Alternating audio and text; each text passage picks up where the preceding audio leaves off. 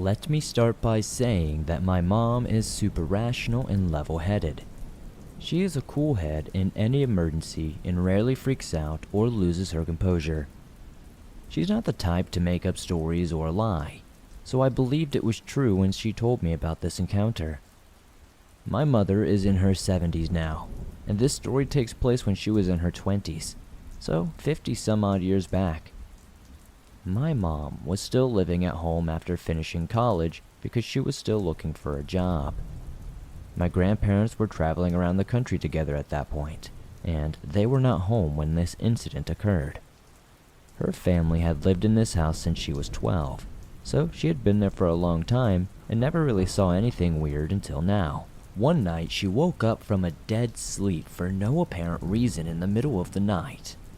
Off to her left, out of the corner of her eye, she saw a soft white glow.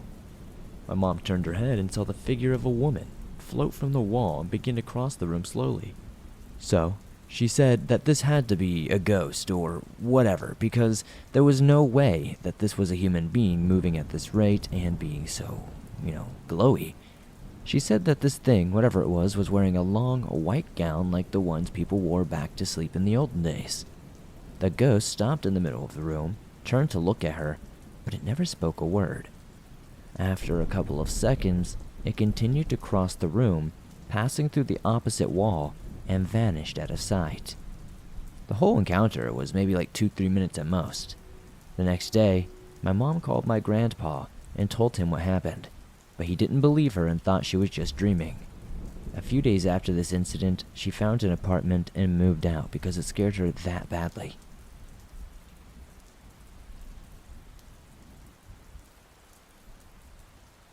This story takes place on a lake in central New Hampshire, just a few miles north of the base of Mount Kearsarge. My friend has a cabin there, and his grandfather built it shortly after returning from the Second World War, and one warm summer night between my junior and senior years of high school, he and I were there, just hanging out. While we did drink and partake in the ganja from time to time, we were not intoxicated in any way on this night. We had simply been bored in our little hometown about 30 miles or approximately 48 kilometers to the south. So on a whim one evening, we decided to drive up and spend the night there, to light a fire and sit by the water on the beach chairs, and enjoy the nighttime t-shirt and swimming trunks weather while it lasted. I would say it was around 9 or 10 p.m., and we had gotten up to inspect his grandfather's old canoe that laid upside down atop the wooden dock, because we wanted to use it the next day to head to the lone island to look for loon nests and try to catch some catfish. As we walked to the dock from where we had been sitting, I gazed across the lake at Mount Kearsarge. The mountain has a height of 2,937 feet, or 895 meters, and a prominence of 2,080 feet, or 630 meters. So, since it was basically 2,000 feet straight up from our position, as we were only a couple of miles from its summit, it was quite an imposing figure in the night sky. Now the mountain has a tower on the peak that flashes a red light at night. There is only one light, and it is red. I had seen it many times before. It was just a fact, however, as I followed my friend to the dock, that I noticed there were more than 2 lights on this night. In addition to the usual red flashing light, there was a second, yellowish-orange orb to its right, essentially equidistant in height. It was not moving, flashing, pulsating, nothing. It just hung there, motionless in the night sky. I told my friend, who was immediately interested, and so we were both just stood there, transfixed for a while before he asked me what the hell I thought it was. I would have immediately considered a helicopter, but it was just so still and silent. After just a few moments of silent staring, we both shrugged our shoulders and continued down to the canoe at the end of the dock. We inspected it for a while, placing it in the lake to check for leaks, and decided that it was good to go. Which was exciting, as we were really looking forward to getting on the water. After lugging it back to the original resting position, I turned to my right and bent down to wash the cobwebs off my fingers in the lake. As I was doing this, I returned my gaze to the mountain, and to my amazement, there were now 2 identical orbs, one on either side of the red flashing light. I smacked my friend across the shoulder and told him to look up, and again, We just stared transfixed, albeit this time a little more anxiety-ridden. "What the hell?" my friend said, with a bit of fear creeping into his voice. Without averting our gaze, we backpedaled to our chairs and began discussing possibilities. It is important to note that both of us were science-believing realists, and still are to this day. We both accepted the distinct possibility that we, humanity, were most likely not alone in this never-ending galaxy, let alone the universe. Something. All the grains of sand on Earth. You know, the old Carl Sagan adage. So, as we sat, discussing both the Fermi paradox and the likelihood that it was just some sort of temporary, human-made thing going on top of the mountain, something happened. Before our eyes, one of the orbs slowly descended below the backside of the mountain and out of sight. I'm sorry, I know I am no aeronautical engineer or anything, but I know what a helicopter looks like when it descends in elevation. This was not like that at all. It sunk down and out of sight in less than just a few seconds, very smoothly, all without making any lateral movement whatsoever. We were stunned, but before we had time to wallow in this feeling or think that we could have possibly seen something unnatural, the other orb took off from its position. It did not gain or lose any elevation. It just took off horizontally at breakneck speed and began to make its way around the edge of the lake. It was not until the light was about halfway between its starting point and our position that we began to consider that it might be heading straight for us. We stood still at the shore and followed the objects with our eyes. Out of sheer curiosity and without speaking, we both made an unconscious decision to wait and see what would happen. I mean, what else were we supposed to do? At no point did we talk or look at each other. We just stood there, watching. Without leaving you in suspense for too long, the object did eventually arrive to where we were, and upon its arrival, it slowed to a crawl and crept over us at a snail's pace. It was big. Not stereotypically mothership big, but big. I do not know exactly, but if I had to estimate, I would say it was about 50 meters in length by 30 meters in width. It was shaped like a fat cigar, and had 2 or 3 rows of orange lights on its bottom. I cannot tell you what my friend was doing or how he was reacting at this time, for I was entranced. I remember thinking that I had never had an opportunity to view something like this, and I probably would never get another chance again. It was a once-in-a-lifetime experience, so I stared intensely, examining anything and everything about it that I could. Unfortunately, there were not many details that I could make out, only its approximate dimensions and the rows of lights. It made no real sounds aside from what I perceived to be a very, very faint humming. There were no beams of light shooting down at us or anything like that. We stood in the pitch blackness of the late New Hampshire night, and I remember preparing myself for something to happen to us. But as far as I know, nothing ever did. As soon as it had crept its way past us, it took off as fast as it had appeared, up into the night sky and out of sight. At that point, I shot my head back across the lake towards the mountain. There was nothing but the normal, flashing red light remaining. All appeared to be back to normal. I do not think we said anything to each other aside from, "Let's get out of here," or something to that effect, before grabbing what little we had brought with us and hightailing it back to my friend's car. We drove the 30 miles back to our hometown, purchased some snacks at the convenience store, and returned to his house where we proceeded to set up the same beach chairs that we had brought with us to the lake in his backyard, where we stayed up for most of the night, talking about what the hell we had just seen. For the next few weeks, my mind had hardly focused on anything else. I told my parents at some point, but they sort of just laughed it off, telling me that it must have been a helicopter or something like that. And after their reaction, I decided not to tell anyone else. Not until I was older and gave no crap about what people would think of me. It was only then that I began to tell my trusted friends about what happened that night. My friend and I have since parted ways. We live across an ocean from each other now and talk from time to time. In fact, it has been a few years since one of us brought it up.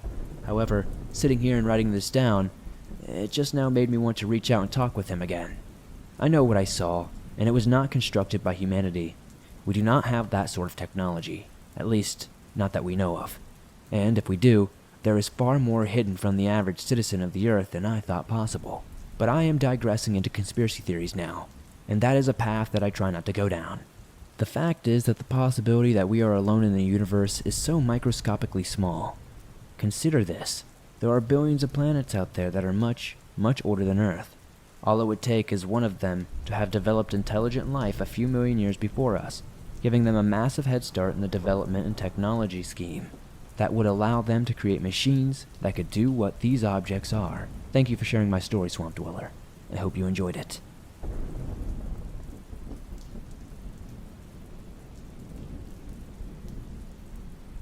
It was about late November in Colorado, and I was about 7 or 8 years old. My father had the great idea of taking us all for a weekend to a cabin that he was going to rent.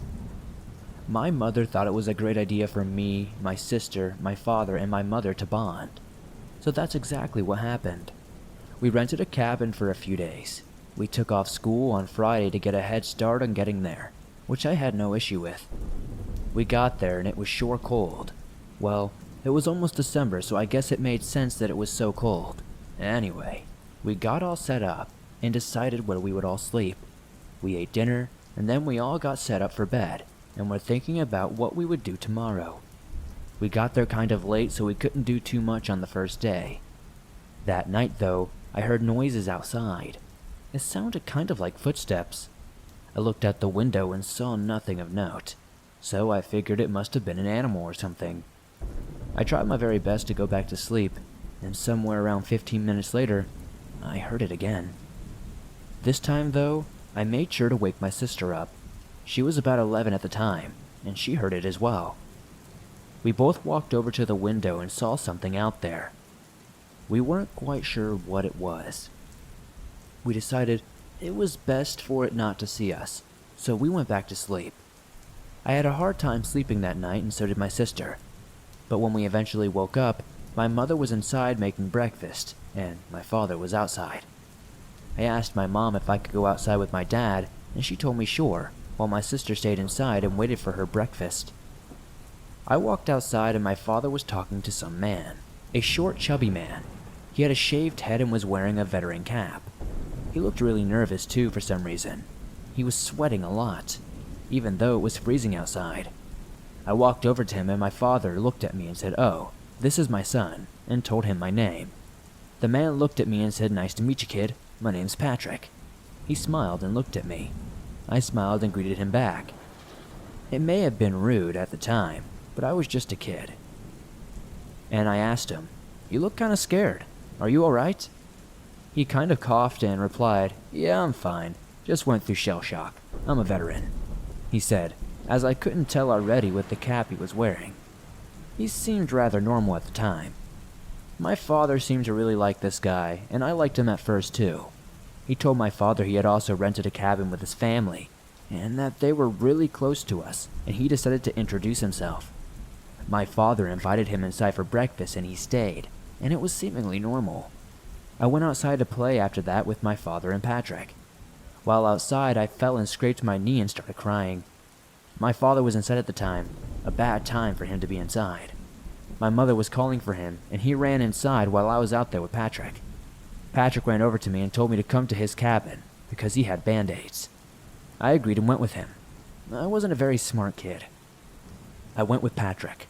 We talked about what I liked doing, and I told him about video games that I played and stuff like that. Then, things got weird. He asked me what shoe size I was and how old I am. I didn't know what my shoe size was. I told him, but I told him my age. He just kind of chuckled and said something along the lines of, "Good to know." Also, his cabin was nowhere near ours. It was way back. It took about 20 to 25 minutes to walk there. I was tired and there was no point in getting abandoned anymore, but I still decided to keep going since I had walked so long. We entered the cabin and he told me to go in first, so I did. As soon as I walked in, I realized something. There was nobody in there. No family. I asked him where his family was and he didn't answer, pretending like he didn't hear. He locked the door. I then kind of got frightened. He told me, "I'll be right back with a band-aid, kiddo." He walked into the kitchen and pulled one out of somewhere, and then walked back and told me to have a seat and he'd put it on. I sat down and he put it on me. He also held my leg in his other hand and rubbed it down and told me, "You're rather muscular, kid. I like that." I got kinda scared and immediately stood up. He asked me what was wrong, and I told him nothing, and that my leg was feeling much better. I then thought my parents must be worried sick, and I should hurry back. He insisted that I stay longer and ate there. I didn't want to, but I was alone, and if I ran, I don't think I could have found my way back to the cabin. The door was locked too, so I just agreed and decided to eat with him and get it over with fast. He asked how much I weighed, and I guessed around 73 pounds. He then had a smile across his face. He nodded and said, "Perfect weight." I asked him why it was perfect weight. He just kept smiling. I was really weirded out and asked him if I could go. He said no, and that things were just getting started, and I shouldn't miss out on the fun. He had such a weird tone when he said that. I then heard a big bang come from the bedroom. It was a closed door. Patrick stood up and looked kind of angry. He walked into the room and shut the door behind him. I then heard him yelling, "Did I freaking tell you that you could move? No, so stay the hell where you are. I have company." Or something like that. He then walked out with a smile on his face and shut the door slowly. "Sorry about that. It was just my wife. She was really sick and not allowed to be near visitors today." He was smiling while saying that. I wanted to go. I then looked around the room and noticed there were clothes everywhere, and it was really messy. He must have been living out of here. At that moment, his wife walked out of the room. "I'm hungry," she said. He looked pissed. "Get back in there," he said. His wife was extremely pale and looked like she had been crying a lot. She was sniffling and had red circles around her eyes. She looked at me, then walked back in the room. I asked him where his kids were. He didn't answer. He told me he had kids' clothes that he wanted me to try on. That was the last straw. I had to get out of this situation, but I didn't know how to. I started crying and then he hugged me. He told me, "It'll be okay, little one. Nothing is going to happen. Just try on these clothes." He walked in the back room. I thought that was the perfect time for me to leave. I unlocked his door and tried to leave as quietly as I could. I didn't care if I got lost anymore. I didn't want to take the chances with Patrick, if that was even his name. I had a feeling that he had been lying. He lied about having kids, who knows what else. I was in the woods trying to find my way back. I was still close to his house, close enough to hear shouting. I heard him yelling stuff to his wife. Things along the lines of, "Where the F did I go?" and "I knew I shouldn't have left him alone." Stuff like that. I could have sworn I heard him call her a bunch of names that I don't want to repeat. Then, it happened. I stopped in my tracks. I heard footsteps. I went and hid behind a tree and looked in his direction. He was outside and he seemed to be looking for me. I was far enough away to where I could barely see him, but I could tell he was looking for something. He then stepped out into the forest and I heard him shouting, "Hey kid, it's okay, you can come back now. You don't have to try on the clothes. I have toys in the back of my cabin. If you want to come play with them, just come back." I then ran. I ran as fast as I could in a straight line in hopes I would find my family. I was running away and I thought I heard shouting, but I didn't stop to hear it. Then, after about an hour of running, I saw a cabin. My cabin. I ran to it. My father was outside looking around for me. I ran up to him crying and told him Patrick wasn't a good guy, and that he really was weird, and he was touching my legs and stuff. My father immediately called the person he rented the cabin from, and he said that nobody had rented that cabin. My father looked at me and told me to never follow any stranger ever again. We immediately left that day and asked for a refund for the next day. The guy renting them out apologized. The man, having the cabin rentals, called the police, and the police went back there and checked the cabin, and there was nobody there, not even his wife. His clothes and belongings were still there, is what they told us. Nothing really happened after that. They asked questions and left. They never called us or told us anything about him ever again. Patrick most likely wasn't his real name, and he probably wasn't a veteran. I just want to know what happened to him and his wife, and how he even got a wife in the first place, and how and why he lived in that cabin. He seemed to have been living there for a while. I guess he left because he figured the police would be coming after him because he didn't rent the cabin. So many questions that will likely never get answered. I'm just glad that it's all over.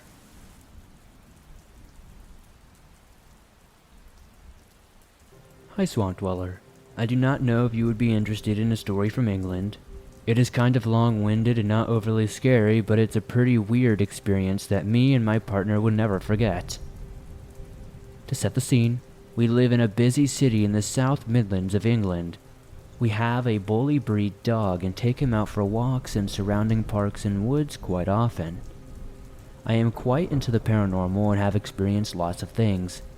My mom is a spiritual medium, so I guess it comes with the territory. My partner, however, is a science graduate and is a very everything has an explanation sort of person. Anyway, on this day we decided to go to a popular picnic park just on the outskirts of the city. It is almost always full of families, dog walkers, and picnickers. It was late spring and the temperature was just starting to hit summer heat. It was a sunny day, not a cloud in the sky and no wind. The park was full of the usual parents and kids and their family dogs, old couples going for walks and the like. Here in England, bully breeds are still quite stigmatized and feared, so we really avoid going where there are a lot of people. Not that our dog is dangerous or anything, he is just overly friendly and people freak out when he trots up to greet them. So we decided to go a bit off the beaten track. To give you a rough idea, the park has a small lake in the center, with paths and benches that surround it. Just off one of these paths are a few farmers' fields in a thick wooded area which snakes around into another path which eventually leads back to the park. We decided to go through the cattle gate which leads through the farmers' fields. It was so hot and beautiful that day that nothing spooky or creepy even crossed our minds. Even though you could no longer see anyone, you could still hear kids playing and dogs barking. As we came up to the wooded area, whilst on the dirt path alongside it, I noticed a man walking through the thick brush. I thought this was weird because he was coming from the opposite end of the woods, which literally leads to nothing. No houses or roads or anything. Just endless fields and woods as far as I know. I just told myself he must be looking for his dog or something. My partner noticed him too, and we shared a look at each other, like, what a weirdo, and carried on walking. But I could not help but look at him. He looked so strange. It must have been close to 30 degrees, and he was in a thick black hoodie, black trousers or sweats. He had longish, dirty blonde hair, and maybe was around our age, maybe mid-20s. But the weirdest fact is he had a dazed sort of smile on his face, and his head kind of tilted to one sidewinder. When he walked, he swayed from side to side slightly. I tried to push it to the back of my mind, and was telling myself that he was just a stoner or something looking for his dog. He was not calling or making noises to get a dog's attention though, or anything which was even stranger. Anyway, I kept looking back over my shoulder every couple of minutes. He was in the brush for a little while, but then joined the path we were on and began walking our way. He must have been about 30 feet behind us. I noticed how tall he was, because now that we were on the path I could pretty much size him up. He must have been about 6'9", maybe even 7 feet. He was huge, maybe like 17 or 18 stone, 240 to 250 pounds more or less. Around this point, we noticed everything went silent. There were no kids laughing, no indistinctive family chatter, no dogs barking, no birds tweeting, nothing. The only sound was the sound of our footsteps and wind, but there was no wind. It was roasting hot, not even a slight breeze yet. We could hear the wind blowing through the trees. Even though the sun was beating down, it felt darker somehow, like everything was, I don't know, desaturated. My partner started to freak out, and strangely, so did our dog. Now this really struck me as weird. Our boy is the kind of dog who would greet anyone, or run up to them to play. But no, he would not even look back at me or the man. My partner and dog started to speed up to get away from the wooded area and this weird behemoth of a man. I really started to freak out myself, but did not want to upset my partner even further, so I kept my cool, quiet, and kept my pace. I looked over my shoulder again and he was closer, maybe 25 feet away at this point. Now for a bit of context, as you exit the wooded area, you come to a path which is surrounded on either side with tall, thick bushes, and it curves around widely to lead you back to the main park. The curve is so wide that you can see far ahead, but you can only see the bushes where it curves, sort of thing. Neither of the exits are in view. As we reach this path, I check again, and the guy is even closer now. It is still silent. All I can hear is the faint wind sounds and our footsteps, but nothing from the man. He is still smiling in that dazed sort of way, and still kind of swaying. Everything still felt weird and dull. It's the only way I can describe it. And I thought to myself, if this weird bloke is going to try something, I'm going to have to protect my partner. I'm only 5'8" myself, and not much of a fighter, so I grabbed my car and house keys and put them between my fingers in my pocket. If this dude wanted to try anything, I'd smash him in the face and leg it. I'm not fast either, but I convinced myself I'd be faster than him. Just for a little bit of a reference though, don't put your keys in between your knuckles, you're just gonna break your hand. I check over my shoulder again and he is even closer still. I start to hype myself up. He was coming and I was ready. I realized I could not hear him at that moment though. He was probably about 15 feet behind me now. My partner and dog had literally hightailed it up the path, but why couldn't I hear the footsteps from them? Another quick glance and he was right behind me, not even 5 feet away now. This was it. If I was going to do anything, it had to be now. If I could keep the element of surprise on my side, I might stand a chance and give us the opportunity to run. I swung around as quickly as I could and went to shout at him and swipe, but he was gone. There was nothing there, no man and no sign of him whatsoever. I paused and looked around.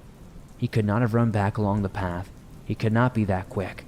I would still be able to see him as the path winds around so widely, he would still be in view. He could not have jumped through either side of the path into one of the rows of bushes, as I would have heard it and seen the rustling of the bushes or something like that. He had just vanished. I stayed there for a moment, and only when I decided to walk on to check on if my other half and my dog were okay, I realized I could hear the park again. The wind's noises had gone, and the day returned to normal. The sunlight was no longer dull, and everything seemed normal. I got shivers and ran to catch up. I asked my partner if they had seen him go anywhere, but they did not see anything. They just said he really freaked them out and they did not want to be there anymore. I could see that they were really shaken. The dog was back to normal though, wagging his tail and wanting to play and explore. We decided to cut our walk short and drive home. Shortly after we got home, I rang my mom and told her about it. She advised me to check reports for missing people or deaths related to the area, which I did, and weirdly, lots of people have died there by suicide or overdose. But none of the people I found online matched this person's description. I tried to forget about it and get back to normal life and all that. I was applying to go back to college at the time, so I did not really need to be thinking about giant ghost men. After a few days, it had left our minds and we got back to some sort of normality. A few nights later, I woke up in the middle of the night and opened my eyes. As they adjust to the darkness, I look up at the ceiling where this orange glow of the street lamp shines through our window, and my heart stops. He was there, stood over our bed. He was so tall that his head was right below our ceiling light, and he still had that weird, dazed smile all lit up in the orange glow. I jump up and punch as hard as I can, but my fist does not meet anything, because there was nothing there. I turn on the light and look around. Nothing. I have never seen him since, but after seeing him in our bedroom, our apartment felt horrid afterwards. I never felt homey or safe, and we would hear horrible things. For example, at one point in the middle of the night, I heard my own voice call my partner's name from the other side of our bedroom door. We heard walking in our attic, which was too low for people to walk in, and our pets would not sleep alone. We left that flat after a year or so of dealing with that weird ghostly experience. My partner, of course, kept denying that it was ghostly, just that it could not be explained. There were other reasons for us leaving, like we wanted to expand and get ourselves a house and garden, but my main reason for leaving that area was because of that man. I have not seen him since, and I hope I never do again. We have now been in our new house for about a year and have not experienced anything strange. A few things have happened, but nothing scary or completely unexplainable. It has been about 2 years or so since this happened, and we both still refuse to go to that park. Daylight or not, I do have a few more freaky stories, so if you're interested, please let me know.